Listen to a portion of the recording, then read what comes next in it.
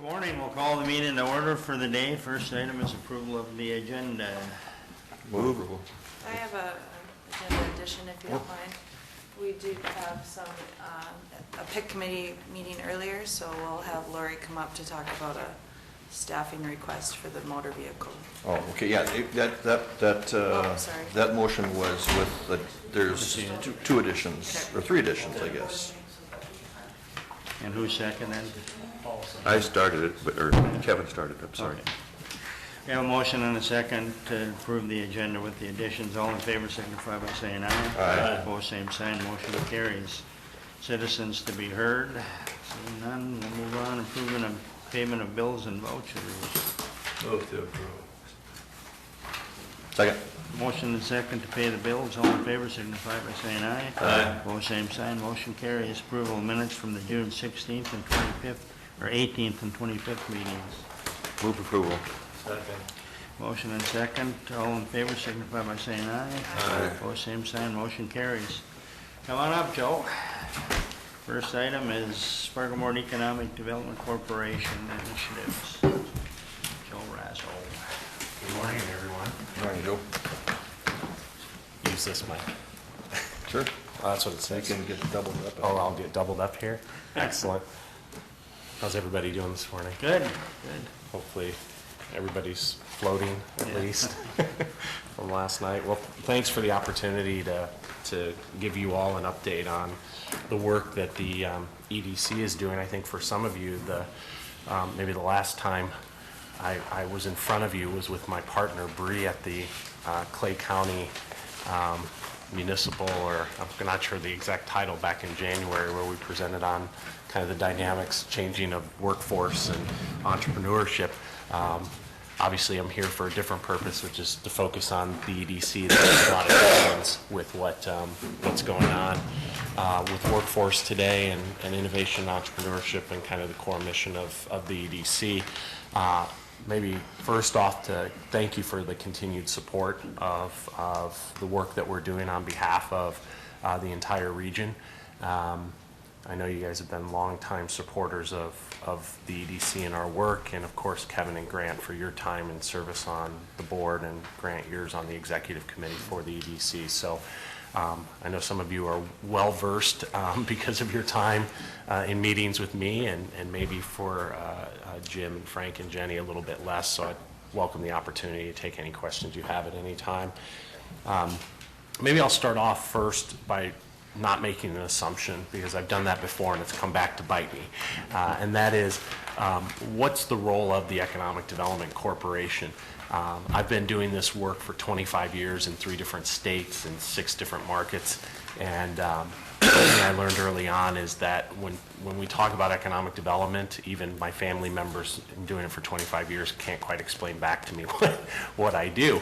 And I can put it simply, and that is that within this region there are about 13,000 businesses that, you know, every day they wake up, they're out selling their products and services. But most of those companies, about 5% in any market, so in our region it's about, let's say, 500 companies, they're not worried about selling their product or service locally. They're worried about selling their product to the national and global marketplace. And if they do that well, they bring money into the regional economy. So regardless of the size of the business, whether it's a 2-person operation working out of their home, selling their products or services nationally, globally, or it's a large corporation, whether it's American Crystal Sugar or Budweiser or whoever it is, who are producing something here that they're selling nationally, those are the companies that the EDC is focused on. That is our primary focus. It's called primary sector, base sector, interstate commerce. All those terminologies kind of flow back and forth, but they mean the same thing. So your investment in what we do is essentially the bedrock to economic growth. Those other 12,500 businesses that are kind of churning those dollars once they come into the economy, if that bucket doesn't get bigger, more money coming in, there's less money to churn.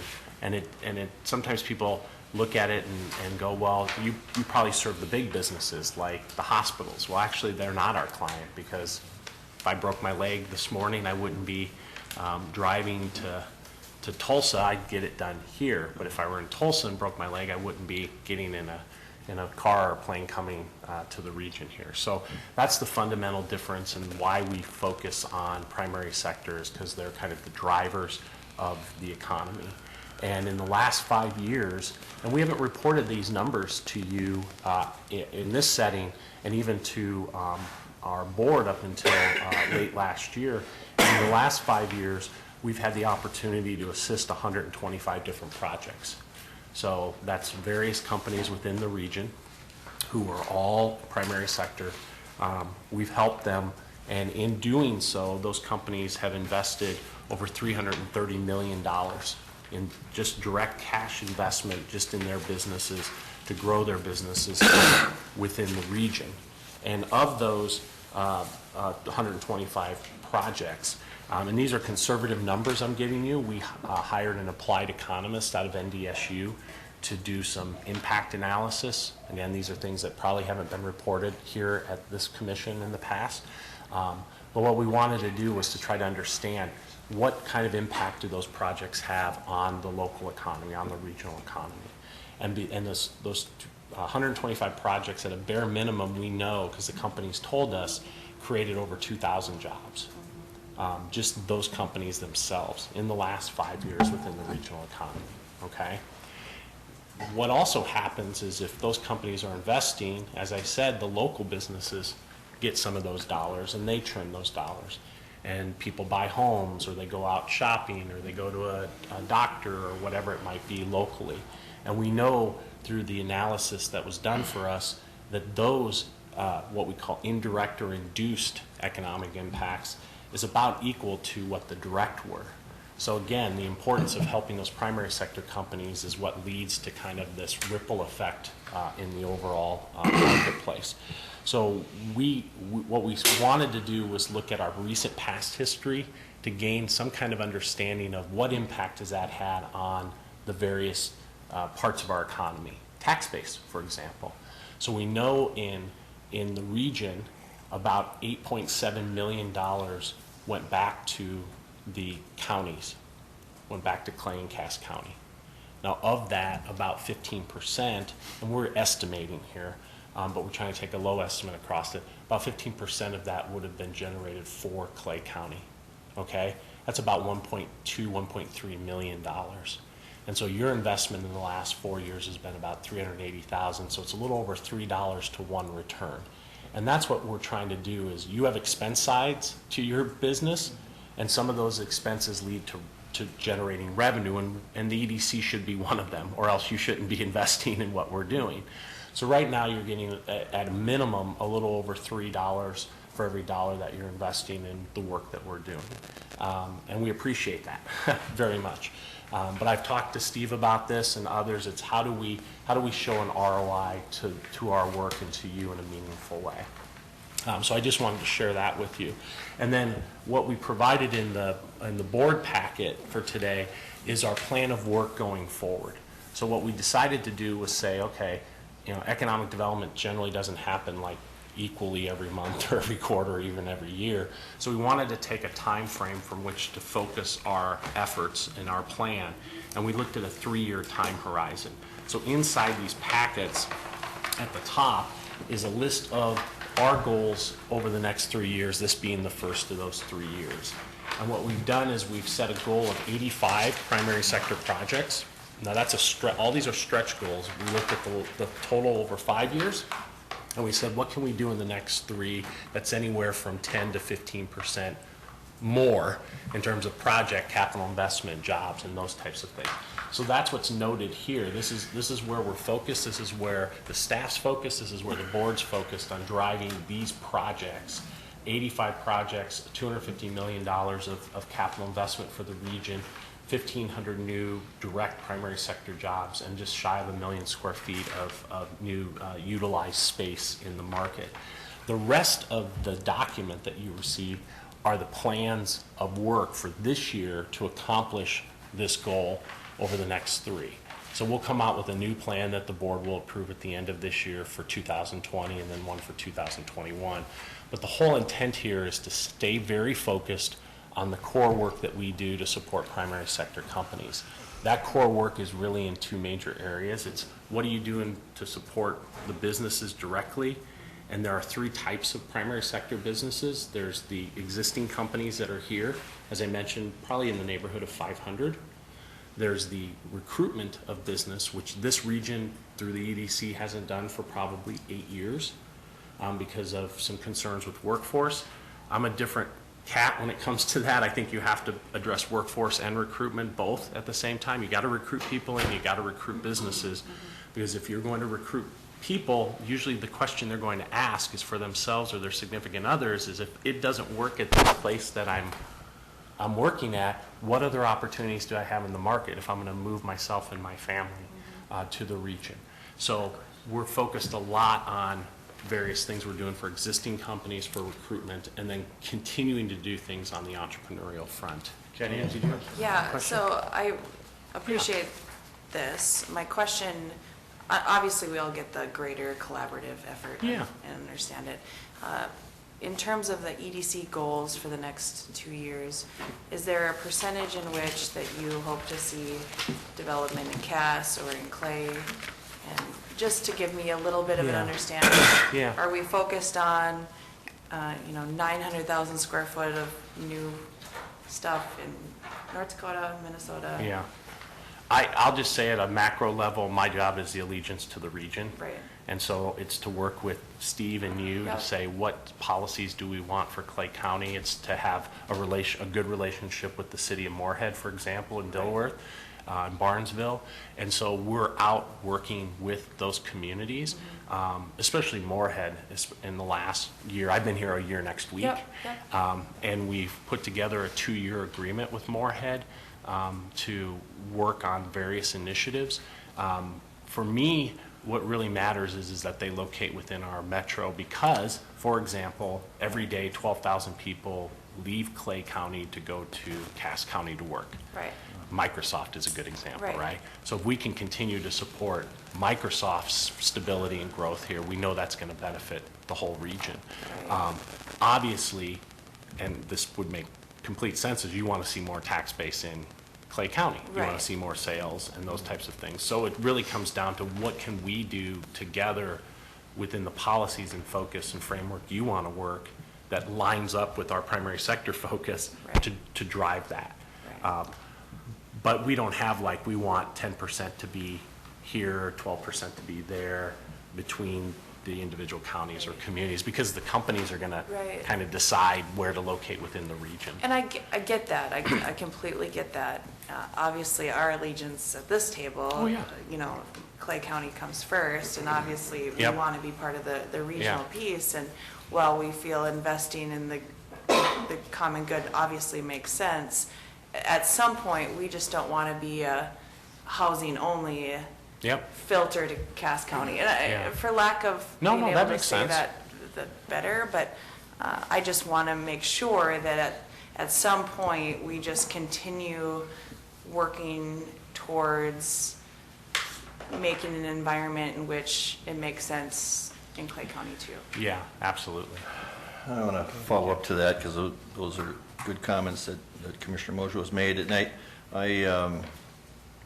I do think that there are disparities when companies look at the Moorhead Clay County area versus the Fargo and Cass, and some of those disparities from a business standpoint are beyond our control, and that means it deals with maybe state legislative things that need to be done. And I know Moorhead has worked strongly, and Clay County has supported them in the past on the border cities legislation. Yep. That has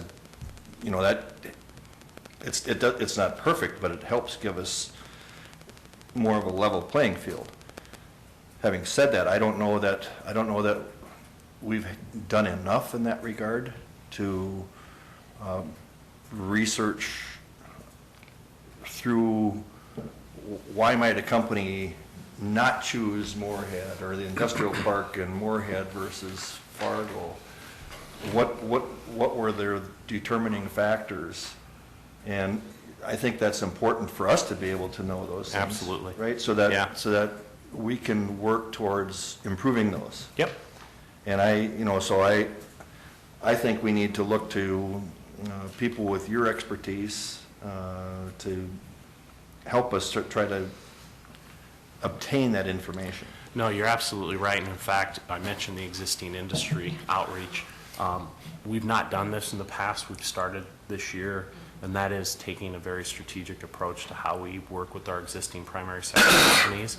So we've built a survey tool. Actually, I came from a company before coming here that provided existing industry outreach products across North America to communities throughout the U.S. and Canada. And so we've adopted some of the components of that into a new business retention expansion program where we're strategically collecting data for really 3 purposes. And there are about 20 to 25 targeted primary sector companies within Clay County that we already have in our database. That'll grow over time. But what we're trying to do is collect information to solve really 3 things. First is when you sit down or you do an online survey and you collect some basic data from the companies, there's usually a bunch of what we call one-off exchanges. They say the traffic light out in front of our place of business is wonky and my employees can't get in now, can you help? I mean, it's not a huge thing, but it's an annoyance, right? So we help address those issues. Believe it or not, about anywhere from 40 to 60% of the time of an economic development team is just on that. Okay, so get out there to collect that and understand it. That last item that's up there, it says, second to last, companies assisted, provide meaningful assistance to companies at least 300 times. We're tracking this. Today, I think this year, we've got about 27 to 30 of those assistances where they've said, I have a need, and we help them address it. That could be, it's a need with the county. We call Steve and say, hey, we've got to get this addressed, okay? The second is, when we ask them the question, in the next 12 to 18 months, do you plan on expanding? Whether that's people, investment, square footage, and on average, anywhere from 25 to 40% of the time, they say yes. So now we can start to prioritize where we put our limited staff time. There's 8 of us total in our office across all of our work. And then the last is, and I think this is to your point, Kevin, is if they all start saying the same thing, it's not like just Joe's opinion or just one person's opinion, but if they're all hovering around the same issues that lead to policy at the state, local, or federal level, well, then that's for us to work in conjunction, whether it's with the chamber, individual cities, and we've had these conversations, especially with Moorhead, is, you know, you call it I wasn't gonna say sister cities, but it's the border legislation. If that's a considerable issue, what are we doing, and not just one time, but over time, because we know making changes, especially at a state level, in Minneapolis, St. Paul, is not gonna happen overnight. So you're right, it's got to be an ongoing strategic effort with good data. I've had the pleasure of doing this in 2 states, collecting really good data and changing state legislation, both in Colorado and in Iowa, because it was our companies speaking who employ X people, who have this payroll, who have this kind of impact on the economy. So at the end of the day, if all of the investment lands in Moorhead, and we're doing our job to provide the market what it needs to grow, then that's the way it will happen. If it all occurs in West Fargo, we're not going to pick winners and losers. We're sitting down with everybody like we are here and saying, what can we do to make the environment within our big tribe, kind of our micro tribe here, successful? The other thing I'll mention, because it's probably the biggest issue, and it's listed here in our community development items, is workforce. Steve, we've had multiple conversations on this. You know, even as an employer, as a county, how are we attracting and retaining the workforce that we need? We've become much more focused on our workforce strategies than we have even in the past, let's say 5 years or so, meaning that we're going much deeper, a little bit more narrow, but much deeper in terms of our programming. And the reason we're doing that is we recently completed some research that informed us that these primary sector companies' needs are now and in the near future. There's bigger long-term needs, and that's why we formed this partnership with the Chamber, with the Fueling Our Future initiative, to kind of address long-term regional needs. But the needs right now are really around how do we retain the workforce in this market and within our companies, and how do we recruit the workforce that we need to grow our primary sector businesses. And so there are various strategies that are listed here that we're implementing now. You'll probably see almost all those same strategies on our agenda for the next couple years or more, because it just takes a little while not only to implement, but to see the results or lack thereof, and you need to go a different direction. But much of our focus is going to be on this workforce retention and recruitment. There's not a company I've gone to, and when I say here, I could say the same thing in conversations with companies when I was in Colorado and in Iowa and other places I've been. It's the same issue. It's now how are we addressing it in a meaningful way? So this is what we believe are the plans of work that are going to get us to those 3-year goals, and we're keeping the board informed, our investors informed of exactly the steps we're taking to get to that end game, again, with a total focus on primary sector. They're the guidance of, they're going to drive the rest of the economy. We have to pay attention to them, and that's what we're purposed and missioned to do. The last thing I guess I'll mention, because coming here and being here almost a year now, one of the things that the organization's talked about and has put in place to address over the next several years is growing our private sector investment. Most EDCs of this size and this size of a market are probably 60% or more private sector funded versus public sector. And so we've put together a program of work. We're out right now having conversations with companies. And I just brought one copy of this, but I'll give you a sense of what we're doing. We're sitting down with individual companies, whether they're a local or a primary sector business, and we're going through a list of benefits to them, impacts to their business, along with the variety of things that we offer in terms of workforce programming, data and analysis that we do, a bunch of other things to get them to sign on. Because I'm a believer that all entities who get an ROI from what we do should be an investor. So I would never come to you and say you shouldn't be, because you should have a voice at the table as well, which you do.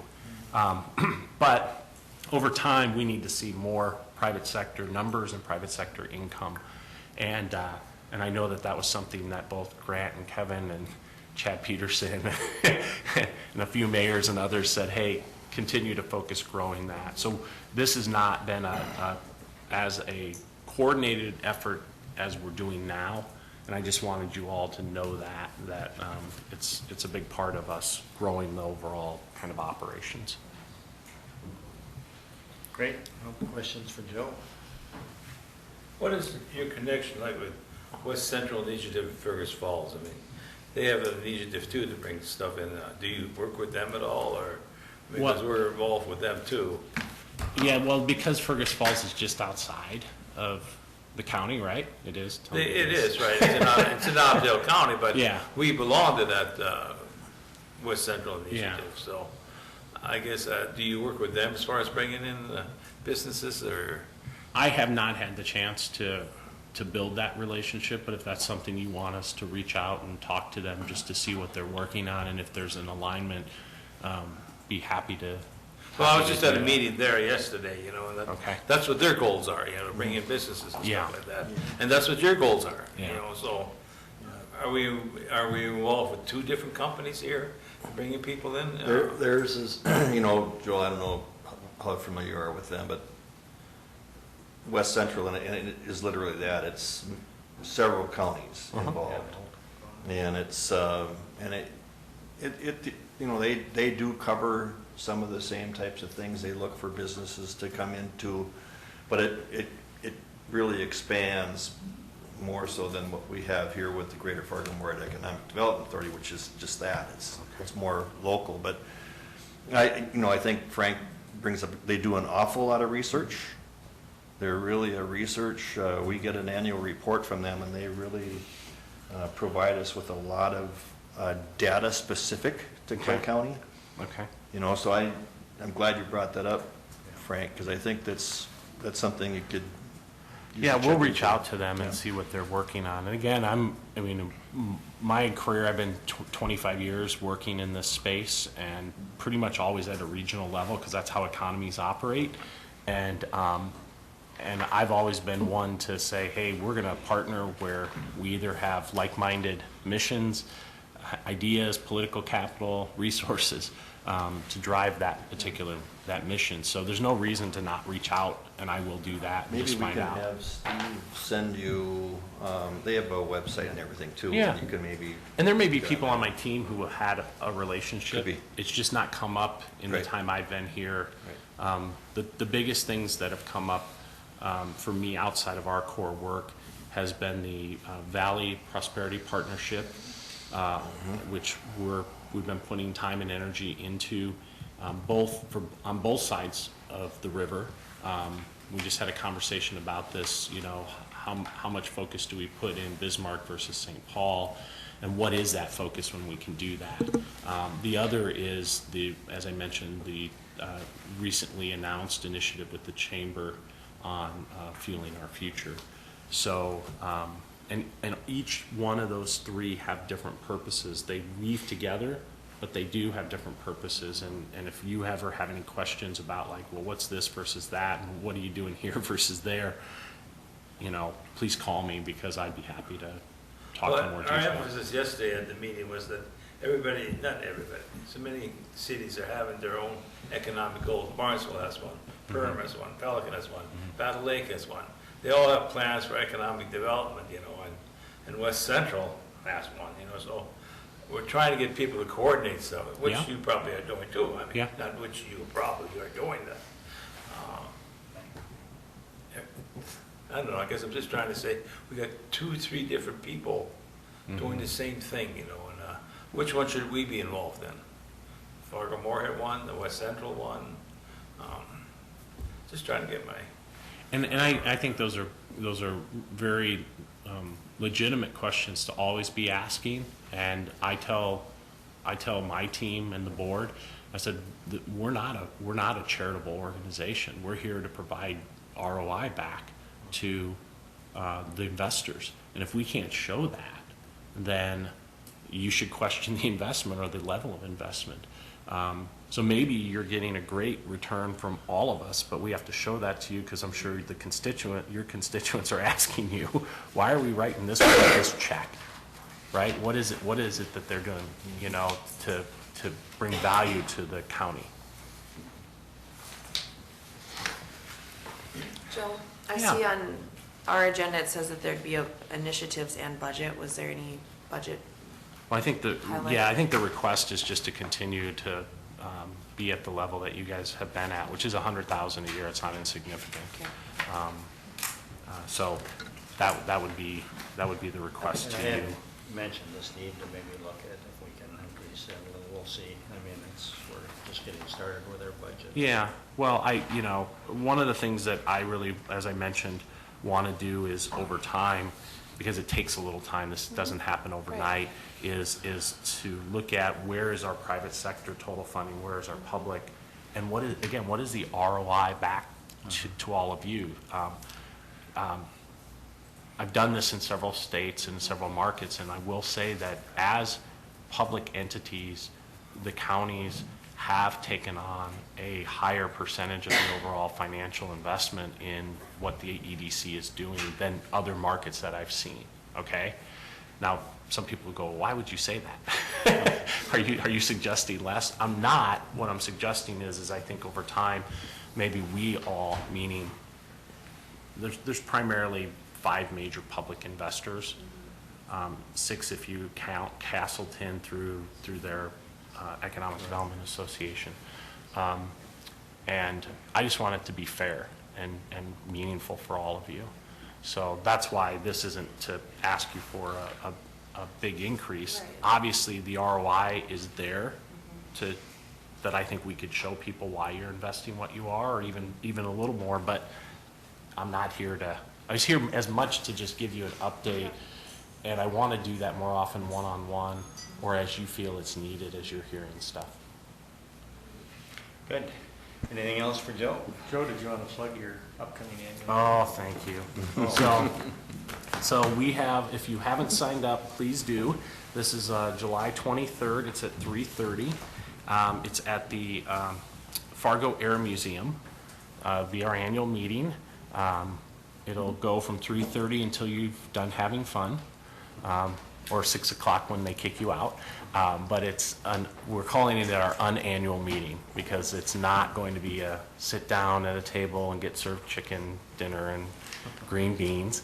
It's going to be an opportunity for you and everyone to see friends, meet new companies, better understand, if you want, the work that we're doing as an EDC, because there's a lot of things I didn't share with you today on our technology that we're implementing right now. Some really cool stuff to help with business development. So sign up for that.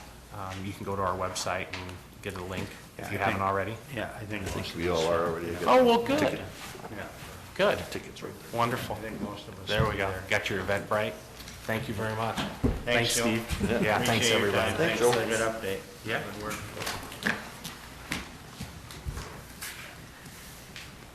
Okay. Annual update and request for allocations for Historical and Cultural Society, Maureen.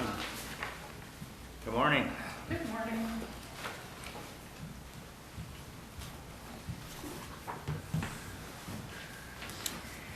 I don't have a whole lot more to share. The first time that I was here earlier in the year to kind of give a report on our activities from the past. We are in the middle of a wonderful project, an inventory of every object that we have.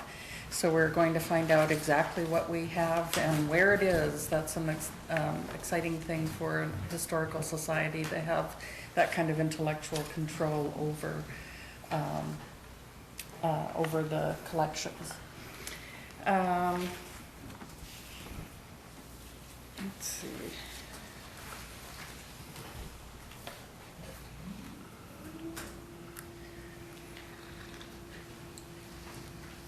We asked for a modest increase and pretty much following the guidelines that we do every year. I asked for a little bit more this year. And one of the things that I'm hoping to do is to add a staff person, a part-time, or not a part-time, but a full-time staff person, as we need the help. Okay, questions? My question is, with the 2% increase, obviously that won't cover your whole No, no. full-time piece, and I'm so. pulling it from lots of other lines. Great. So, a little bit from everywhere, so.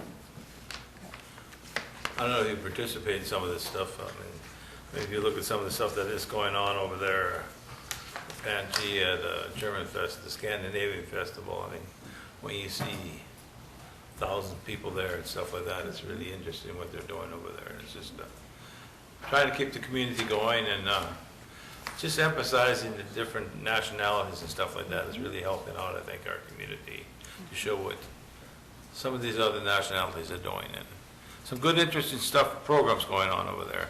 It's not just you go over there every day and you see the same horse carriage there or whatever the case may be. You know, you see different things there all the time. And I think Maureen's doing a good job over there. And thank you very much for what you're doing. Thank you.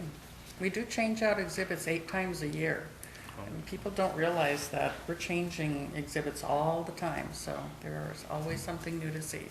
That's why a membership is good, because a lot of times you think, well, I was there last year, so why should we go there again? It's going to be the same thing, but it's not the same thing in Clay County No. Historical Society. It's a different thing. Like it says, 8 times a year it changes out, so good job. I will say thank you for the outreach that you do in the county. I've heard from several different people how impressed that they've been in terms of how you're trying to reach out to as many different people as possible. Mhm. Specifically, the amount of school children that trot through there at Yes. various times of the year. You Yes. really have a lot of kids that run through there, and I think not run, but some of my kids would run, but go through there. So thank They're you. very enthusiastic. Yeah. May, of course, is our major school trip month, so Marcus Krieger just turns his whole life over to the school children. Yeah. can have as many as 150 children in one day, which is a huge logistic challenge to him. But all the staff get on board and help in their particular area, and they rotate the kids through 6 different stations.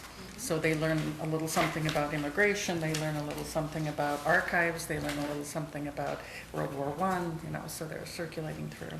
I think we're talking about thousands of kids that go through, several thousands, or probably 4,000 kids that go through there, so it's a big adventure.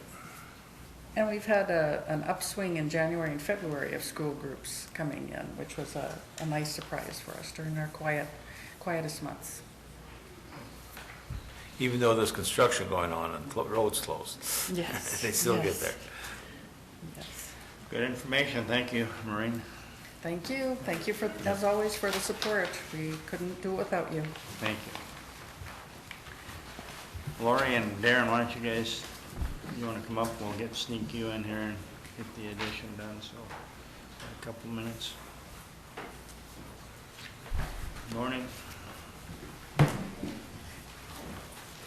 This is request to add 1 full-time and 1 part-time motor vehicle staff. Yeah, you want to go start? I'll hand this out. As you're aware, Anybody who spent time out there will Yeah. probably call in now and say, please approve this. So- exactly, the wait times out at motor They're all the same. vehicle have been extremely long, 2 hours, 2.5 hours, and then sometimes you get to the window and you don't have what you need, and so the frustration level with the customers out there has been increasing. Reaching a tipping. And so what I would like to propose is hiring 1 full-time person as a floater to cover people who are gone on vacation or out on sick leave or something like that, so we don't have that open window. And then also another half-time person that would be there from 10 to 2 to cover the lunchtime. So again, we would have that person filling those empty windows. We'd have 1 dedicated one for that. And we did get $106,000 from the state this year. And so that would cover, you know, almost the rest of this year and next year for both of those positions. That's the thing that I just handed out. It has the cost for 2019, and then the second page is the cost for 2020 for those 2 And positions. that'll give some time to evaluate this to see if the additional staff does Right. make a significant difference. And we had a PIC meeting this morning about this, and we definitely see the need, and I know I support it, and I think Commissioner Mojo does too, so. One of the items that we discussed is the amount of people that are leaving because of the frustration in terms of how long it's taking. I was recently out there and waited an hour to be served just because it was so busy, and noticed at least 5 to 10 people leaving. And one of the items that Lori noted is that that's revenue that's leaving. And so you did a cost analysis on what you're thinking each employee is. I just did a quick calculation, and about $50,000, and we're not guaranteeing that entire 50 would come back, but a lot of people are leaving. Right. And so at least some of that would be back for sure. Right. And I think there are so many people that are served out there, and the employees out there do a fantastic job. I've heard great news or great comments from what they do, and I think for us to address a need in the customer service department when it is definitely needed, I think this is warranted. Kevin? Yeah, we're a growing county. The population increases, and along with the population increases, there's vehicle increases. I too have, I hear from residents about their concerns with the waiting times, and I've experienced it myself. To the point where one time I decided to drive to Detroit Lakes. I thought it'd be easier than to be at our own place here. So I support this. As a matter of fact, I would move that we move forward with both those requests. I'll second the motion. Is there any change to MLRs coming, or that they improving this? Yes, they're going to be redoing it, but that's going to take quite some time, so we're going to have to deal with what we've got for a while. And that's part of the problem between that and the new Real ID and Enhanced. All those take extra time. And so that's part, you know, with the additional people coming in and the extra time it takes per Why transaction. did we get the refund? What was that all about? They were trying to cover some of our revenue loss. Right. By From the Minlars From the problem. Minlars problem. That was a legislative action this last year. Was- All right, they first put in 99 million, I think, then they put in 39 million, and now they're giving refunds. Well, part of that legislation, I think, was to reimburse counties for, Lost. For the Lost problems they caused, yeah, for the problems they caused. And that's not nearly enough. It doesn't cover everything, but it helps. Yes. And we have received it already, so.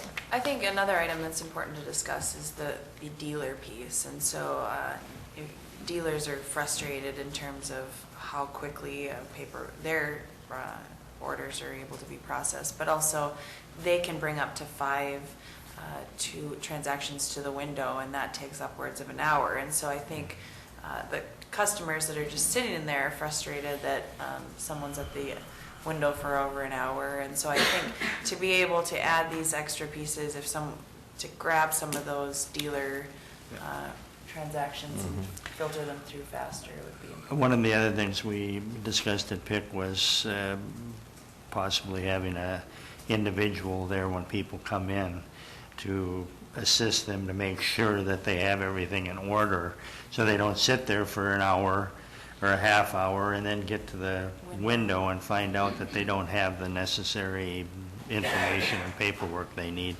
And so we talked about, you know, maybe utilizing a volunteer or somebody that's not, or Steve had some idea too about, you know, where we won't have any employee issues with that too. So we're trying to address these issues, and hopefully we'll get some of them done. Jim, did you have? I've heard a story that people were driving up here from Minneapolis to get their work done because they only have to wait 2 hours up here. Right, well, I know in Minneapolis, sometimes they go there and they don't get in the same day. Wow. But, Okay. but, you know, for us to deal with 2 hours, people are getting agitated. And so then you're dealing with a security issue as well. Well, and the fact of the matter is, you know, the vast majority of our people also work the daytime hours, and a lot of them have to take their time off of their employment to go and get that done. And then to have to sit there for that length of time, it's... That makes me think of another question. Is there any way we could have an evening session for dealers only to come in, where they Well- wouldn't take up all that daytime from Well, people? what we do with dealers is they can bring them in and drop them off, and then we can work on them. We have 2 part-time people working on those, as well as on the weekends sometimes come in or when people are available. So we are kind of doing that already to Okay. some extent. Lori, don't they have to, our hours have kind of tied together with state because of the whole computer system. Is that still the case? Yes, mostly yes. So for us to have expanded hours, it doesn't do a lot of good. Well, we wouldn't get any assistance from the state because there wouldn't Right. be anybody there Right. to help if we have questions. And oftentimes you need Yeah. that state assistance. And Mr. Chair, Commissioners, there have been a couple of counties across the state that have tried that. Most recently, Candy, Ojai, they had longer hours. They actually stopped because they weren't able to get the service that they needed. I mean, so that goes to, that's important for, you know, because I've had that suggestion by private citizens saying, well, why don't you have expanded hours? And then I try to tell them, well, we're tied together with the state system and we need to have that. So And that's- if yeah, the it state doesn't isn't work. going to do it, it doesn't work. So. Okay, we have a motion and a second. Any further discussion? Hearing none, all in favor of the motion signify by saying aye. Aye. Opposed, same sign, motion carries. Thank you. Thank you very much. Georgia, why don't we sneak you in here? It shouldn't take long to do your addition, so. Request for 1 full-time custodial staff. Good morning. I recently received a resignation for a full-time custodian that is our daytime custodian at the Community Service Center and evening at the courthouse, and I'm looking for authorization to replace that position. Make a motion to approve the request. Second. There will be Motion. a slight savings, minimal, but there will be a little bit of savings. Okay, we have a motion and a second to approve the request. Any further discussion? Hearing none, all in favor signify by saying aye. Aye. Opposed, same sign, motion carries. Thank Thanks, you. Georgia. Scott, come on up. Yeah. I can't imagine mine will that quick. A request for approval to enter into master planning contract with Klein McCarthy. Good morning. Good morning, Commissioners, again. As you guys are aware, we've been struggling with space and different issues here on campus, and most recently, this board directed me to reach out to look at the possibility of a study of our space. With the good relationship that we've had with Klein McCarthy, I reached out to Scott, and it is a service that they provide. And so we originally were talking about a space and structural contract to look at that. In our discussions, what will happen is construction engineers or a vendor would then provide a overall potential cost to any changes that would be recommended. As Scott and I got to talking, one of the things that from a true number standpoint, that didn't include any types of utilities, HVAC, electrical, that type of thing. So today there's going to be a discussion on two topics for the board to consider. So that returns to Scott. Well, I think we've looked at the jail and law enforcement needs on campus, and now you've grown from a 4-block to a 6-block campus.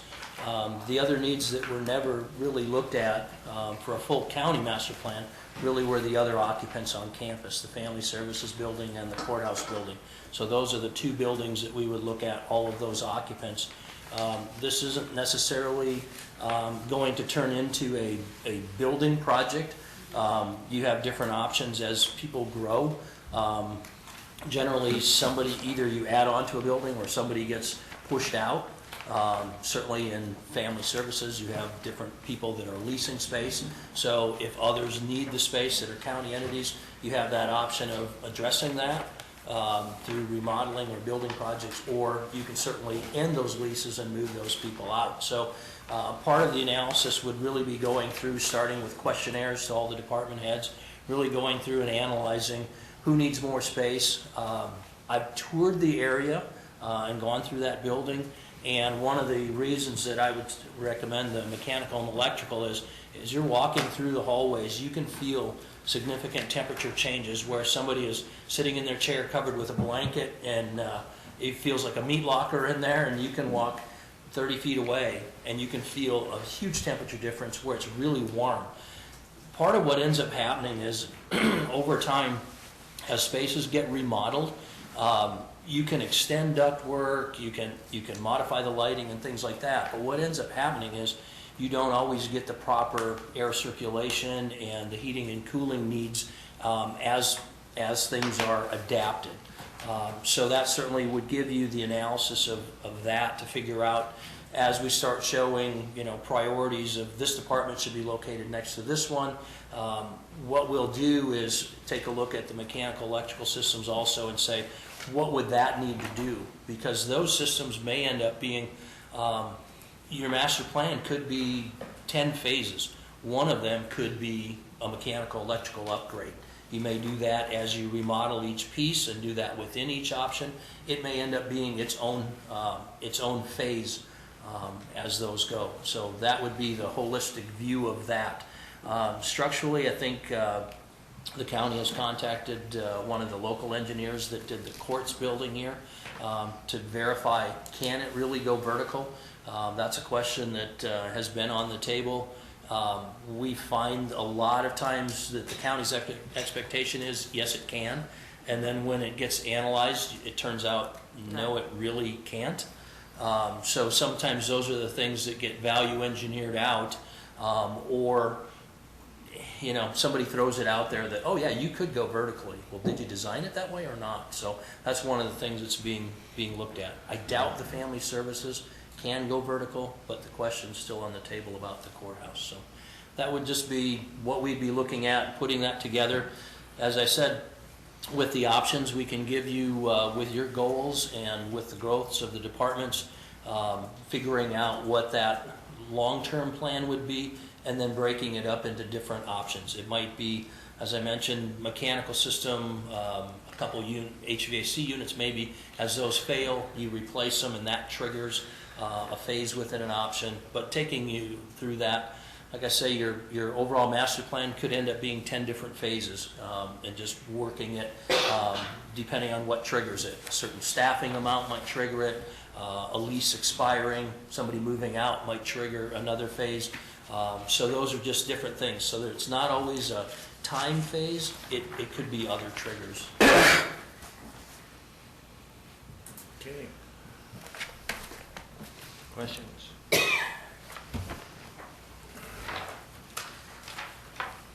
Well, I guess on the building committee, that's pretty much what we discussed, to have someone in and come and tell us what our space needs are gonna be, you know, this is pretty much, I don't know, can we do it, do we need to hire someone to do it, and stuff like that. So I feel this is a good project to go on and just see where can we build? I mean, what space is available? If we move someone out, how much revenue do we lose when we move someone out, so social services or public health has more space over there, you know, and just, where do we come out ahead? Do we just go somewhere off campus and buy a building and do it, you know? That may be another option, you know, just clean out the whole thing and put the whole department out there somewhere, you know, so I guess those are the options we need to look at, and I think spending a little money on this is appropriate, and I'd like to go forward, I'd make a motion to go forward with this. Second. Well, a couple of things, history is showing us that as technology is becoming more and more prevalent, that the workspace requirements have been getting smaller over the last several decades. So we certainly want to look at that. In the touring, you can go through and you see a large office and a person has very little stuff in there. You may see another large office where there are two people in there. So the space might not be efficiently laid out as it's been just kind of fitting into it. Yep. You know, it's like a snail. You grow into your shell and you just kind of use it that way. So we may find that by converting some of those offices to more workstations and landing pads where people are coming in part-time, only a day or two a week or for several hours a day, you may find that those people don't need an office. They could get by with a workstation and then set up, maybe set up some checkout offices or small conference rooms where they can use that for part of the day, but you're not dedicating a complete space to it. You get that flexibility and match that up with the digital technology of today. I think with some of the space that we have over there, I think we're limited. It's not an office space building, you know, it was set up for a hospital with a couple of rows down each side, you know, it's not set up for big office space, you know, and so can we do anything with that or not? Like I said, do we need to go outside? And I think that's what we got to find out, you know, and I think it's time for us to look at someone. We've looked at law enforcement, we've looked at the correctional center, and we've got them all up to date, and I think it's time that we look at some other departments and let's make this Clay County an efficient operation, because some of our people are working in closets, you know, and it's just, it's not right. I think it's good timing to move forward with this right now too, so Kevin, you have? Yeah, another thing that has often come up regarding the Family Service Center is security. It's come up many times about how you deal with security there, and is there a way that through your studies, and I think there's areas within the Family Service Center where security isn't needed, you know, but there are some areas where it definitely is, and you know, maybe as you go through this, if you could also be thinking about that, because at some point in time, something's going to happen, and we're going to wish we had a better security system over there. So I would like to see that studied as well as part of this whole process. Yeah, I think the options can certainly address that. If you're moving different departments around within the building, maybe you get some of those co-located, right, so that if you have, and the questionnaire should reveal that also, if you have more volatile situations, maybe you can co-locate those so that if you are putting more security there, you can address that. You might address it with sub lobbies and things like that, you know, whether you have open counters, whether you do some glazing to restrict somebody getting over the counter. So, yeah, there's a lot of different ways to And I to think that address would be good, Scott, to incorporate that into your questionnaire. Okay, absolutely. Okay, we have a motion and a second. Any further discussion? Hearing none, all in favor of the motion signify by saying aye. Aye. Opposed, same sign, motion carries. Thank you, gentlemen. Thank you. Thank you. Does that also include the proposal from an engineering design initiative? It can. What we tried to do was give this to you in pieces and let you pick, so it wasn't an all-encompassing, you have to take it all. So we turned in an architectural review, structural, I mentioned the county's been looking into that with the local engineer and doing that directly. And then the mechanical, electrical, the option was put out there that you certainly could take that part of the contract, but it was given as a breakout number so that you could see exactly what it was, and you had the option of whether you wanted to take that now or you wanted to incorporate that in the future. In talking with Joe, one of the benefits that he saw in the EDI contract was just for our capital planning.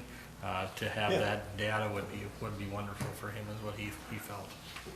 So did the motion just cover the? Could we have I guess we could do a motion for both? Yeah, Or let's do a separate motion Yeah. for the. I would move the proposal from EDI. Second. Motion and a second on the second item, the EDI contract. Any further discussion? I just hope they spell the word Moorhead a little different. Yeah. Well, we've tried to focus on you as the client, make sure we got Clay County spelled right, but I'll certainly talk to them. Moorhead's a big part of it. Thank you for pointing that out so we don't continue to misspell it the entire process. Motion and a second. Any further discussion? Hearing none, all in favor of the motion signify by saying aye. Aye. Opposed, same sign, motion carries. There you go. Thanks, Jim. Thank you. Scott, who won? Who won? Oh, gee. He did. It definitely wasn't me. Lori. I couldn't putt. Budget review, soil and water. Kevin, come on up.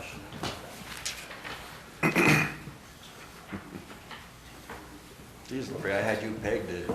No, I couldn't putt. I Morning. was off the tee good, but the rest of it.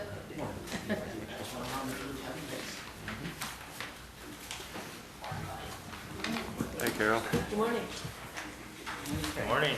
Welcome. Hi, Kevin. Did you get the pollinator planted yesterday? ground. Before the rain? It is in the Wonderful. ground, so it got planted yesterday, which Good. was a goal of ours to beat the rain. Yes, And good it does have job. rain on it now, so. Thank you. Frank, is there coffee left in that? Well, thank you all for allowing us to come and speak to you again this morning. It's hard to believe it's this time of the year again. Budget, I'm sure you guys know more than anybody how it can roll around so fast. 2019 is our second year of operation in our new reconstructed building over there, and I can speak for the staff. I think we are all enjoying it, and I won't speak for Carol, who is one of our board members, but I think it's going much well. more convenient for even for board meetings. Yeah, I think it's working out well, and like I say, we're all enjoying it, so I thank you for your support in that effort too. Next year marks our SWCD 75th anniversary, and I have not been around for all of them, thank God, but I've been there for over half, so things have really changed in our house. Any of the questions, please just ask us and keep it pretty informal like I usually do. And Carol said she'd be willing to handle any of the tough questions. So you all know Carol. I'm assuming Carol Schultz is our treasurer. She's been on the board for how many years, Carol? Marking my 20. 20. Okay. It's appreciated. For our 2020 county budget request, we're requesting a 2.2% increase, about a little over $5,000 over what we were allocated last year. One thing I see with our budgets, year in and year out, we seem to stay very consistent. We're looking at proposing not a whole lot of changes, mostly the salary increases and benefits increases is primarily where the increase will be going. We're following the county's cost of living adjustment of 2%, which is typically what our board tries to stay online with what the county board allows. And last year, we had some increases in our health insurance that basically prompted our board to take a look at looking elsewhere for coverage. So we did that. We found a different company, so we're no longer with Lakes Country Co-op. We've gone to something called Public Employees Insurance Program, PEIP. And I guess what we found is to find something fairly comparable. They didn't have anything exactly what we're under, but we have a little more of some of the coverages aren't quite as good as what they were before, and a little bit more of the premiums are less. So we've adopted that policy last year. Over the last 3 years, a state grant has been an opportunity of $100,000 to each district in the state to basically what was called district capacity. So we were able to hire a new person 3 years ago, Gabe Foltz. He's done most of our buffer initiative and also working on it as our county ag inspector work. And this year was down to the last day of whether that funding was going to be available, and luckily for us, it did pass. I think it was a huge concern in the whole state. And in the past, there's been some matching dollars that you guys have always come through and matched to a certain level that the state was willing to match over and above that $100,000. A new formula is being put together by Bowser, the Board of Water and Soil Resources, for the upcoming year, and I do not know what that new formula is going to be, so we'll keep you informed, and hopefully as time goes on, if it's something similar, we can play ball again. Presently, some of the partnerships, and I do appreciate, and I think our staff as well as our supervisors appreciate the partnership that we've got with the county board. Your trust in us by allowing us to take on a few programs that typically had not been handled by our office has been a good little boost to our system, as well as keeping our staff employed, but also in allowing us to increase our staff. One of the sites, just as Commissioner Mojo alluded to, the pollinator habitat site, that's something that we got that worked up. We took a few different times of cleaning up out there. Last week's windstorm, there's a couple trees that blew down, so we had that stuff moved out of there. We got the area prepped again with some tillage.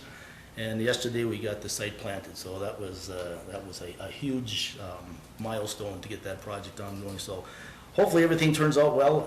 I know our staff and volunteers that we had to help out there are looking forward to some, a nice prairie out there in very near future. So just got to give it some time. It's going to take probably 2 to 3 years before the native seedlings basically kind of get a good foothold. And I know Commissioner Jim over here has many times talked about his property that he's got in Park Rapids and some of your experience working with native plants, and it just takes some time, doesn't it? Yep. Another one is our county ag inspector program, the weed inspector that we typically are referred to as. We applied for and were approved for another $5,000 grant this year to basically kind of get our township board members, our city officials, and some county staff boned up on some of these exotic, what I'm calling exotic noxious weeds that are coming into the county. So we have a meeting set up tomorrow night with town board members and some of the city officials to, tomorrow night about 6 o'clock, we're going to meet at a site over near Holly and basically kind of show them weed identification and some of the control measures that can be held. We also have a meeting set up with something we've talked about doing over a number of years is get the county road grader operators into a meeting on July 18th and let them know, here's what we're looking for, guys. If you can maybe bring some of that to our attention, those are areas that we would like to, we can't be all over the whole county, but you guys are covering a lot of these roads. Let us know where these hot spots are, and if we can kind of nip them in the bud, we definitely would like to do so. The buffer law, we continue to strive to get 100% compliance. We're about at 95% on the public waters. Our county ditches are about at 70%. And right now, our agreement with the Buffalo Red River Watershed District, who has taken the enforcement portion of those ditches within their jurisdiction, they're working with landowners to get some easements, and we're working with them to get those areas seeded. So everything is looking well. Local water management, I think Commissioner Gross and Mojo, you both have gotten lots of meetings with your committee work on Buffalo Red Watershed District as well as the Wild Rice, both are going through that process. I know we are very heavily involved with that. The Urban Conservation Program, and this handout basically kind of alludes to our our program that we developed within the last few years is one thing that our Board of Supervisors felt was a hole in our system that we were missing. We deal a lot with the rural communities, the urban people were what we were missing. So we've started this project working with Cass County, SWC, or SCD, they're called Soil Conservation District, River Keepers, and our staff person, Mandy Lewis, is basically kind of been in charge of that. Your project is highlighted on the back of that, the pollinator site out there. So those are things that, like I say, we're trying to get our exposure to those city individuals, and we're working through Moorhead Community Education to get more exposure and people signed up for some of the workshops that we're going through. We held 2 pollinator pint nights. One was at Junkyard and one was at Legends, and one was very well attended and kind of fun also. We partnered with one of the local beekeepers as well as a local brewery, and they put together a concoction, I guess that you could call it, that was quite tasty in both cases.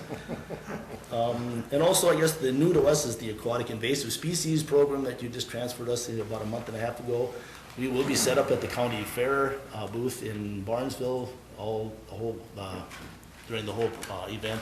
We'll have some information, some handouts. We've got some things going on with River Keepers to a fishing derby that we will be out there talking about the Aquatic Invasive Species Program. And there also is some kayaking events that we've got set up with River Keepers. So those are things that are brand new to us that is kind of exciting. And Lynn Foss is our wetland specialist that will be working with kind of the spearheading that program. And I think he's kind of excited to do something a little bit different. But like I said, we're excited to try a new venture. We still have tree program. We still are doing no-till drill stuff. And erosion is kind of in our name. So those are things that we still continue to do. So I know we've only got 10 minutes, but any questions? Like I say, we appreciate your trust in us to take on different programs, and hopefully we're doing okay.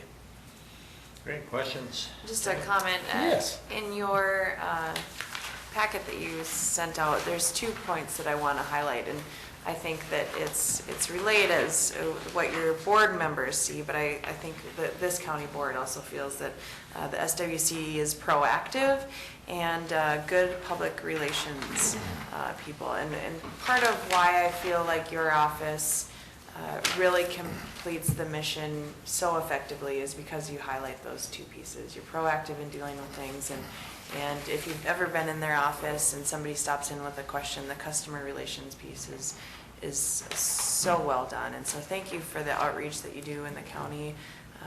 I know that the issues that you tackle can be issues that are hard to accomplish and see through, and sometimes people can get aggravated, but really the way you treat people really helps to accomplish the mission, so thank you. Thank you, appreciate that.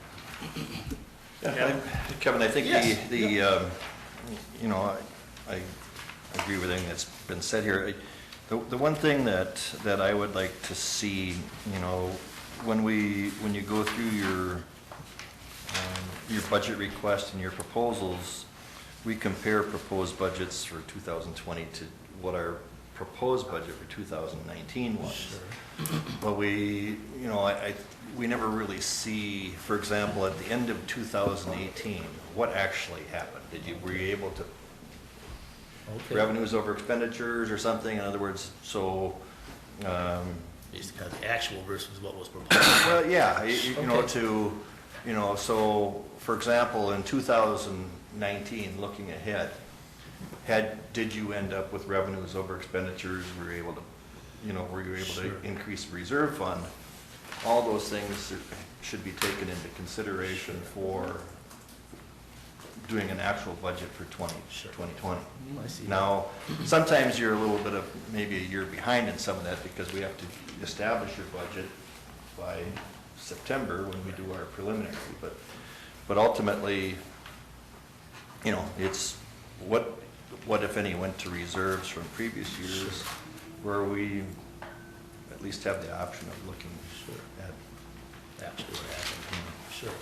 You know, and I know, we do take advantage or apply for different grants, so a lot of that stuff are things that come in mid-season. So, but I can appreciate what you're saying there, Kevin, just to let you know what actually did happen for the year.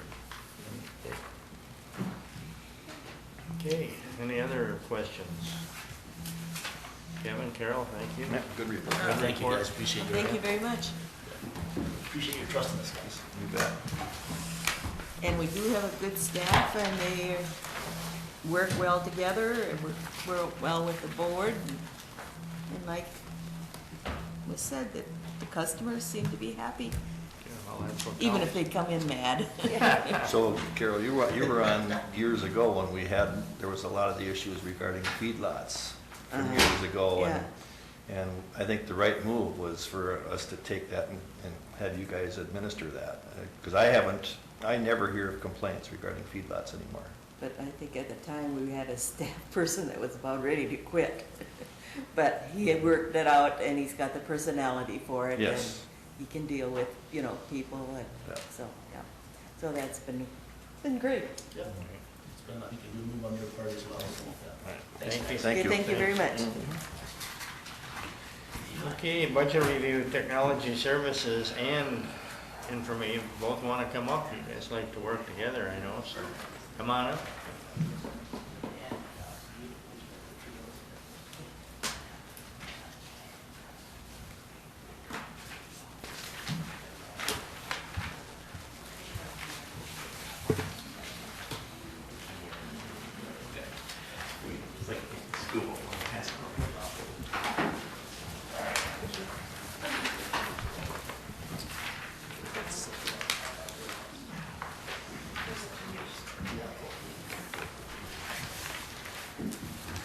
Another technology one, or, I got it. oh, I've got the information one. I just sent you the technology. Jen, Oh, Thank you. Good morning. Good morning. I'm here to present my 2020 technology services budget. I'll just kind of start going through the line items one at a time. Salaries and benefits, pretty much the same as they were last year, not much for an increase. Dues and memberships went up due to an increase in this membership dues for our Minnesota County Information Technology Leaders Association. Other professional services stayed the same except for a new request, and I'll come back to that one. Training budget stayed the same, an increase in our equipment repair and maintenance, and that's mainly due to. Do you have an extra? I do. To additional equipment that we purchased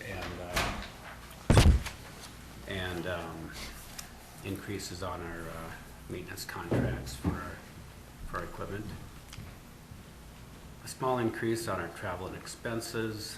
We've been sending some of our sysadmins to more training than we have in the past.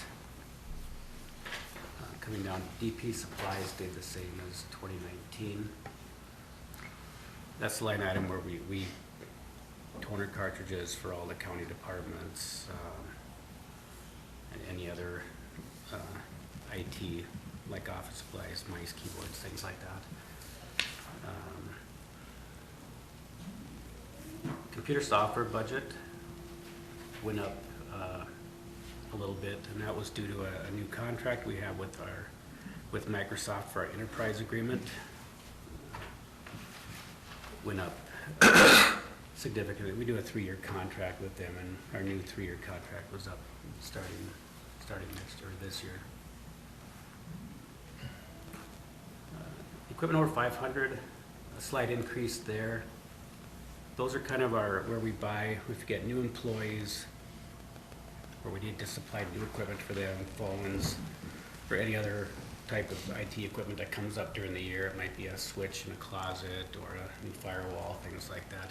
Things that aren't typically in the replacement schedule. And internal services are requesting an increase in that also. That's kind of an annual request to help us keep up with the huge amount of equipment that we have to replace every year.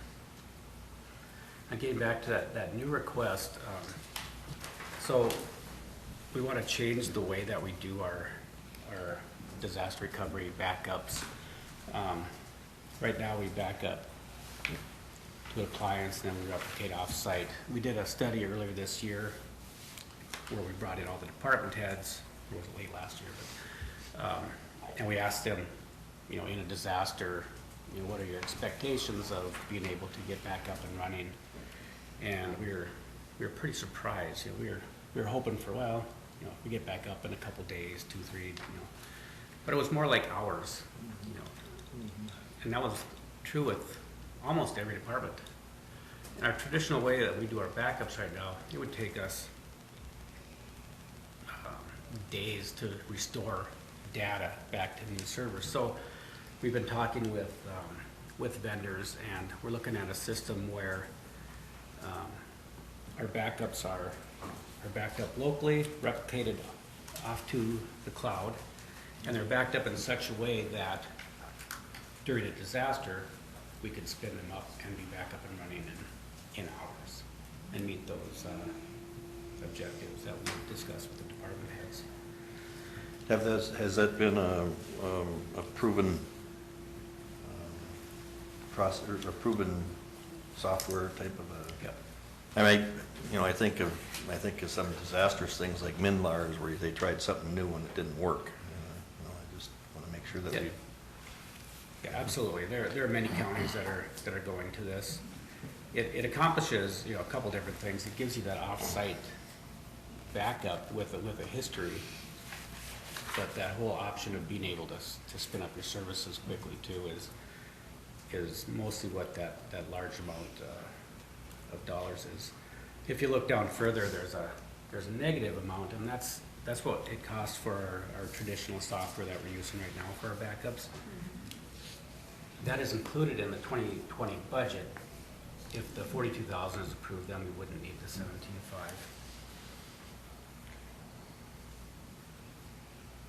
Okay. Going back up to your salaries, does that would include step increases, but not COLA, correct, Lori? Correct. Okay. Because the COLA we lump into one. Yeah, I have a separate column on my spreadsheets once I enter everybody's, so it calculates a 1%, and then you can make your decision from that, and then I allocate it back out once it's approved. But this would include It doesn't- projected steps Correct. for that year. Okay. Yep. Any questions for Tim? I have a question about the difference between information and technology in your salaries proposed for 2020 versus 2017 in information. Your salary request is less. Is that because of transference of responsibility from one department to another? Some of that, plus we had some retirements, and we find that these young employees are much less expensive. I see. Okay, all right. Thank you. Yeah. So, I'll go through, my budget's is easier. It's, we have some increases in some line items, data processing and supplies is one. That's, like Tim, that's the budget line item we use for expendable items, things that, paper, ink, that kind of stuff, but we also use it for imagery. We classify our imagery, like our aerial photography, as a expendable item because it's only current that 1 year.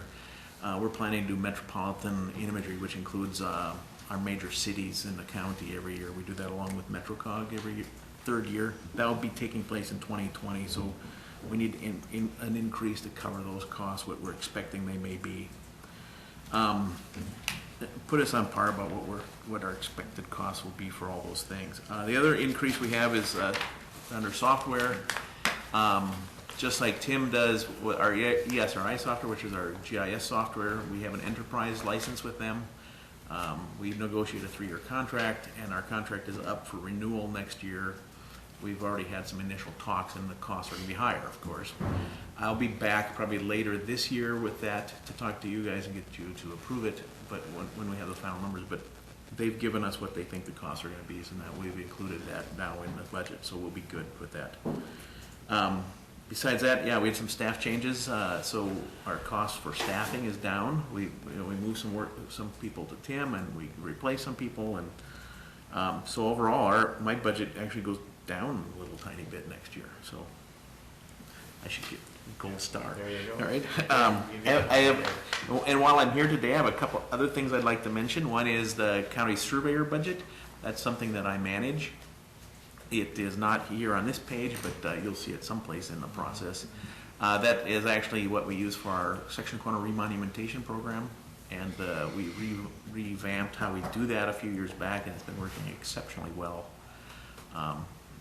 So that has been a really good thing for us. Right now, in 2019, we have them planned to be, they're working in our very southeast corner of our county, which is probably some of the most difficult section corners to recover.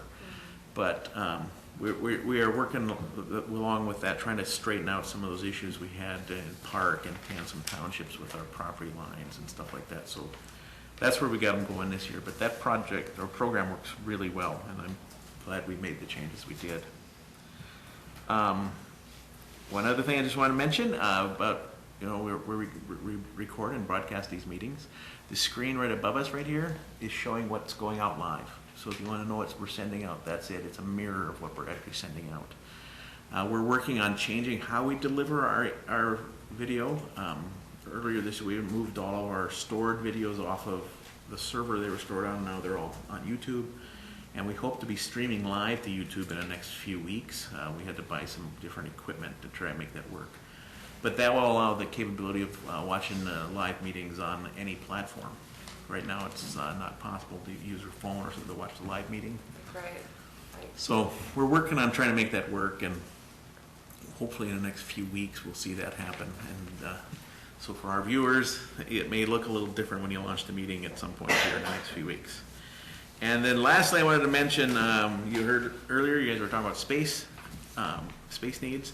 It's real. I have staff that aren't on the same floor as us, and then I'm learning that it makes it challenging to manage people that aren't near you. So we actually moved our GIS operations to second floor because we ran out of space down here.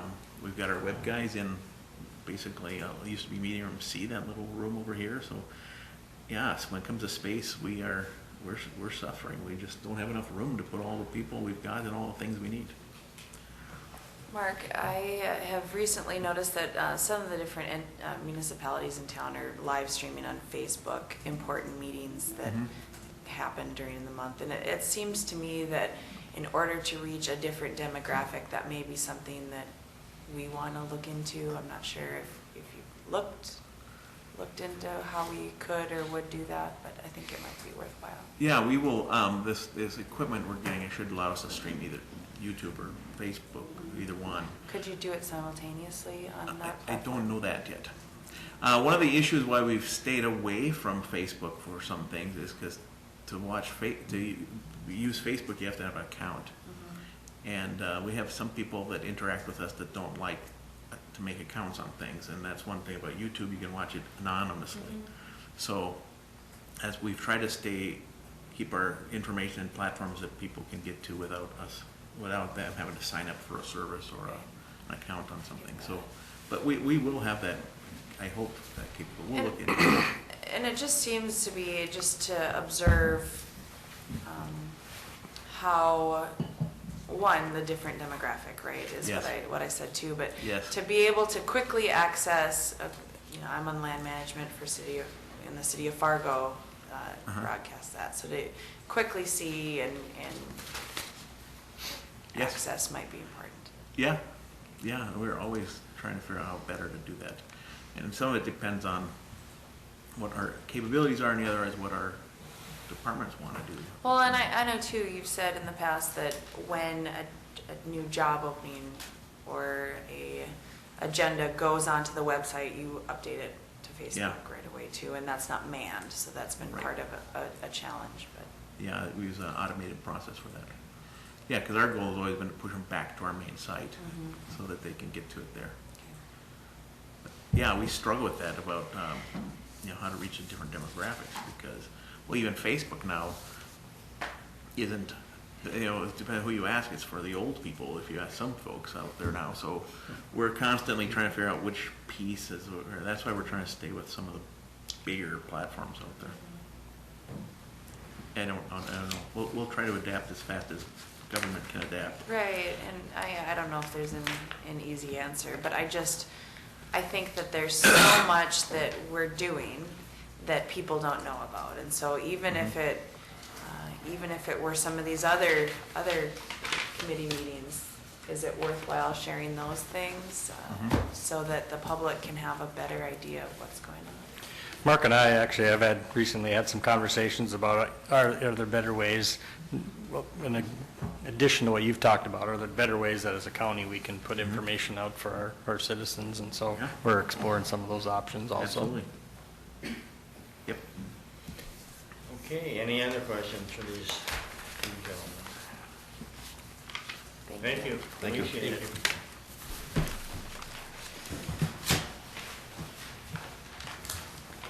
Committee reports, Kevin. Okay.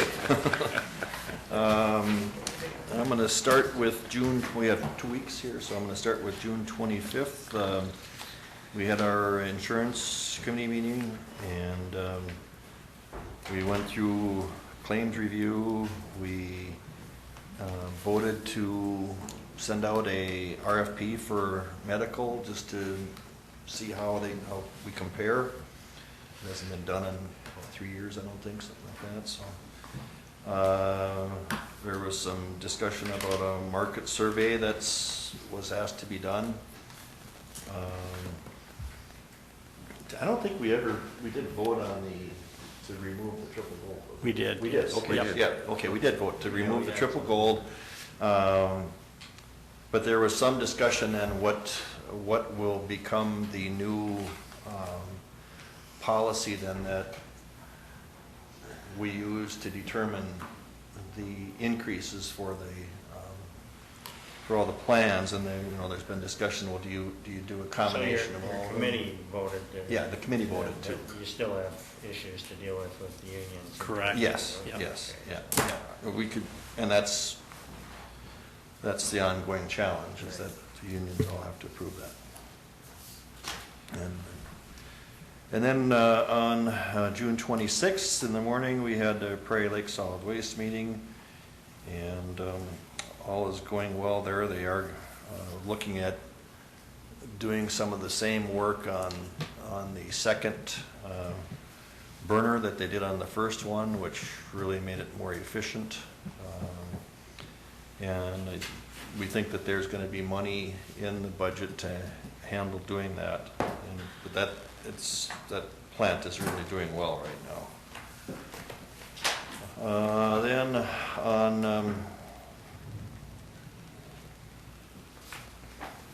let's see, that same day we had a diversion public outreach meeting, and let's see here. We went over land outreach activities. There was an update on the Clomar submission to FEMA, and that basically revises the 100-year floodplain or certifies 100-year floodplain levels. There was a report on the Minnesota Associated Watershed District Conference and Tour. Apparently there was 100 and some watershed members who toured where the inlet structure is being done out there, and there was a good group there. And then we got updates on the fmdiversion.com and traffic and analytics. And then later that day we had the land management meeting, and we went over a property acquisition status report, and I'm going to probably see if we can't have those sent to the board monthly. It just gives a status on where we are with current land acquisitions and where they are in the process. What's needed now, what isn't needed now, what's needed in the future. So I will work with Steve on maybe getting that provided to all of you on a monthly basis. There was a cultural mitigation update, There was an update by the Cass County Joint Water Resource District Board on the actual transactions that occur with the number of properties being bought for the project. That are all done voluntarily. That is really increasing. Then on Thursday afternoon, we had the actual Flood Diversion Authority meeting. And, I think it was, there wasn't a lot going on at that particular meeting. We did have an executive session though, and after that executive session, we came out and the board voted unanimously to appeal the Buffalo Red River Watershed District's denial of our permit application. And so that's required, that had to be done within a 30-day time period, so I'm assuming that our legal counsel for the DA will be submitting that probably as early as this week. Then Monday, July 1st, I attended the Diversion Authority Chairs Coordinating Committee meeting, executive meeting, and the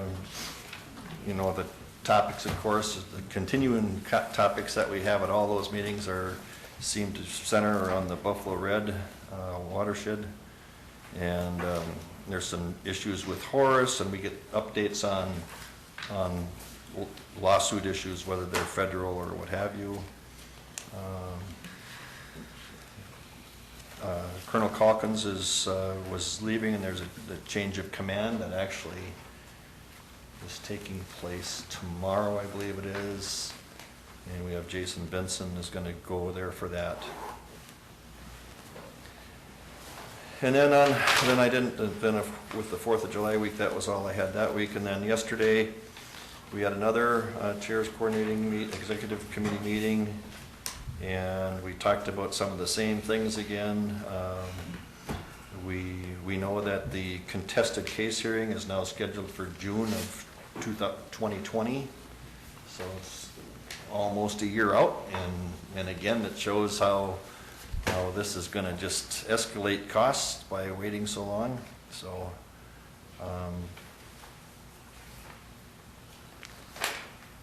enough said on that. Then yesterday afternoon, we had the jail and LAC construction meeting, and that's wrapping up. And there's nothing really out of the ordinary. They spent some time talking about some of the issues that are still need to be done regarding warranty. That afternoon we also had the Regional Juvenile Center meeting, and the constant topic seems to be the contingencies and new things they're finding. There's nothing really earth-shattering that's going on at this point. They did have to move back a little bit the move-in time period for the first phase. Until August. Yeah. I think originally we were supposed to have that move in to phase 1, phase done in July, and that's backed up into August a little bit. That concludes my report. Jenny? Thank you. Well, I called into the Land Management Committee. Kevin reported on that. We had a MetroCog meeting continuing on the same work plans and budget discussion. Commissioner Gross and I attended the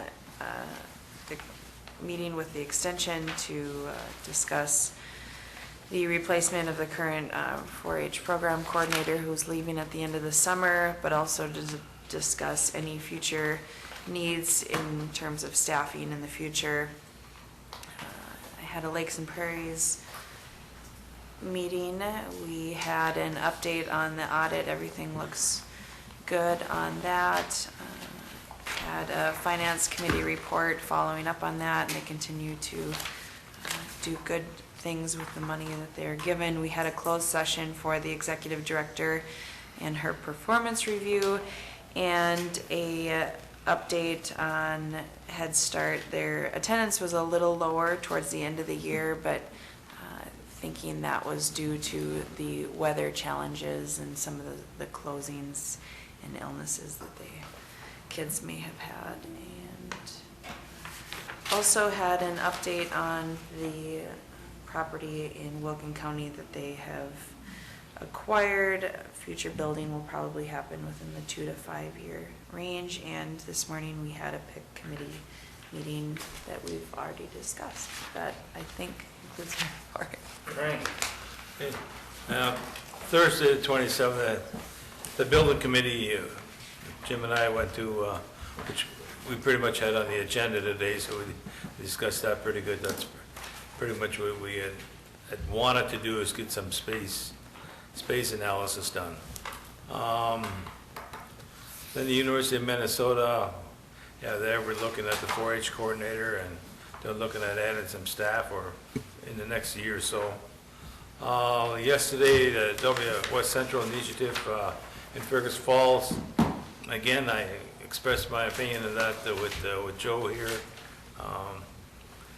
So many programs going on, and everybody's doing their own thing. I was thinking of the Buffalo watershed, where they're all going together and saying one watershed, one plan, you know. And I think it's almost time to do that with all our cities that are going around it too, you know. Can we have one economic development plan or something that works for all these cities and stuff? But we got the North Dakota, the Fargo-Moorhead one, we got the Fergus Falls one, you know. Each individual city's doing their own thing, and needs to be some sort of coordination. Which one are we following? Are we're paying money to each one, and do we need to pay money to everybody? So. No, Frank, I had that same comment. I wrote that down. Is there something that we could collaborate? You know, we're on so many different committees, right? We're all on so many different committees. Yeah. And is there a way that you could coordinate with the Barnesville EDA or Holly? And, you know, I know Grant's on the FMEDC. And I just, if there's some way we could have one committee to collaborate what everybody's doing, would that benefit Clay County more? To have those discussions at a more focused level to Clay County. Yeah, it seems we go to these meetings and we come back and, we had a meeting, you know, so, okay. But what were you doing that, are we doing the same thing, you know? And it's just, I thought there was maybe some waste of money. I met a couple of people from Clay County there yesterday. They're on a committee down there. They're from Clay County. I've never gone to a meeting with them before, so it's just, where are they working at? You know, it's just a little thought then. Then last night I went to Morgan Township. They had their annual picnic, which was good again. And I really want to thank some of our people that were up there. Dave Overbo was there, gave a good report in the highway department. The sheriff was there, Mark, and he really talked about what's going on in the sheriff department. It was a good report. Shannon from recycling was there, Kate from emergency management. And they were showing how much the EMS people, like in Felton, they got one person on their EMS team, and I don't think that's enough to take out a trucker there or something, or an ambulance. So the need for EMS people out there in the rural area is really getting dire. So it's he expressed those concerns, and those were my meetings. Jim? Thank you. On Tuesday, June 25th, I attended the insurance committee, as reported by Commissioner Campbell. And generally speaking, our claims review was very positive for the county. We still have that ratio that's out of whack between the single members and the family members. And we did some ideas, we heard some ideas about how to help improve that. Then on Wednesday, June 26th, along with Ms. Lori Johnson, I attended the FM Diversion Finance Committee meeting. And Commissioner Campbell reported on many of the same issues that we heard about there, land acquisition and so on. And on Thursday, June 27th, I attended the Campus Improvement Committee along with Commissioner Gross, as he reported on just a moment ago, and those are my committee meetings for the week. Thank you. I had Prairie Lakes, and Kevin reported on that. It's going well, and which is a pleasure now to go to the meetings instead of the way it used to be. So it's, everything is moving in the right direction there. And We had the diversion meeting, had the PIC meeting, which we dealt with that issue this morning, and the construction for the jail and the LEC and detention. And I think even detention seems to be smoothing out a little bit, so compared to some of our issues there, so. Yeah. Mr. I have one addition that I forgot to report on, actually two. On the 25th of June, we did have the diversion executive search committee interviews. We interviewed several candidates, and as of now, there's down to 3, and I think those are going to go before the full board next week for interviews, local interviews with all of them. And then last night, I also attended the Buffalo Red River Watershed District meeting regarding for the topic of the FM diversion, and there was no additional action taken. There were some public comments that were made there that I didn't necessarily agree with, but we'll just leave it at that. Okay. Jenny? I do have something. The weather looks like it's going to be 90 degrees and it's been pouring, so that would be the cue that the Clay County Fair is this week. And there are over 400 youth from Clay County that are in 4-H and FFA that have projects. So I know we have Government Day that's been advertised for Thursday, so people are looking forward to meeting Clay County government departments. And if you can get out there, that's a good thing. What are the hours for that? All hours. There is a schedule. If you search Clay County, Minnesota Fair, it has the schedule online. So. Thank you. Steve? On the 25th, just wanted to follow up Commissioner Haney and Commissioner Campbell. We also talked about one of the concerns that have been addressed is our dental insurance. And our consultant, I guess, asked us to not RFP that for a year, just to allow some of with the move to Concordia, to allow for some of our dentists to adjust to potentially accept that insurance. 26, I attended a mobile mental health crisis unit meeting with Rhonda, some of her supervisors, Rory Beal from Public Health, and Lakeland representatives, just to kind of talk through the process to ensure that we're on the right track with everything. There's a lot of good positive things that came out of that meeting. That afternoon, I received a call from Judge Lawson and Judge Gustafson, again, talking about the challenges that they have and the additional need for a courtroom. Again, they would be willing to come to this board and talk if you felt that would be beneficial. The campus improvement has been discussed. One of the other things that we did talk about is Rhonda Porter from Social Services came forward, and in her budget, she's going to be requesting some additional space in the Family Service Center for next year. That's going to be vacated, and so we processed through that, and so you'll be seeing that in our upcoming budget discussion. Attended Diversion Authority chair meetings that Commissioner Campbell has addressed. We've been dealing with some budgets, different budget issues that were addressed here today. Talked with Tessa from David Drowns on the market study, and she asked with Darren and I had some different questions and clarifications, and so we're hoping here within the next week or so we'll have some additional information that we'll be able to bring back to the board. Jail owners meeting that has been addressed. I took a number of calls over the last couple of weeks about the wait times at the motor vehicle. This board has addressed that through the PIC and through the agenda item this morning. I think that's a very good move. Darren and I have a number of union issues that we've been meeting on. Also on the 2nd of July, I received a call from the Becker County Administrator just to request a meeting. The Wild Rice Watershed Board, Becker County is looking to petition to reconsider the distribution of their board. And so we're going to be have a meeting next week to start that discussion. We're also going to be meeting soon with the river project. I know this board has talked about wanting to look at being able to potentially provide services at the juvenile center. I know in talking with James, there's certainly a great need, and so we're going to look at that and see what things can be done in collaboration there. And so, and just a reminder for our employees and our citizens, August 1st is coming with the hands-free law.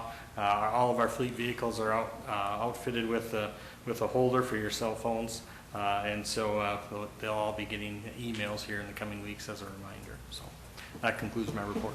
Thanks. Yeah, the issue with the courtrooms, you know, I'm sure you've told the judges we're working on, you know, these Yes. issues on a campus-wide basis, and I don't know, I mean, it's going to take some time to get some of those resolved. I don't know if they could use this chambers for, you know, part-time for some of their, you know, overflow also. Sure. So maybe something can be worked out there, but yeah, it's just going to take some time to get all these issues worked out, so. Tony, anything? The only thing I was just follow up on the judges. It's my understanding, I think they did a recent caseload study, and I think there's a demand for 4.5 judges here. But one of the issues is obviously there's no chambers available, so I think my understanding is they placed it in Otter Tail and one other county. I think it's the Becker, I judge. think. What? I think Becker. Yeah, and I mean, we had the bigger demand for it, and now we're gonna have someone coming up from the 8th, and it's kind of a problem, because when you get a judge coming up from out of town, especially in smaller towns where they're not used to big caseloads like they are here, it really gums up the work to have a small town, not any judge coming in is trouble, but when you have a small town judge who isn't used to Monday morning after July 4th, it can be a little tricky. Well, it's, like I say, we're working on that, and we'll have to see what we can do, so.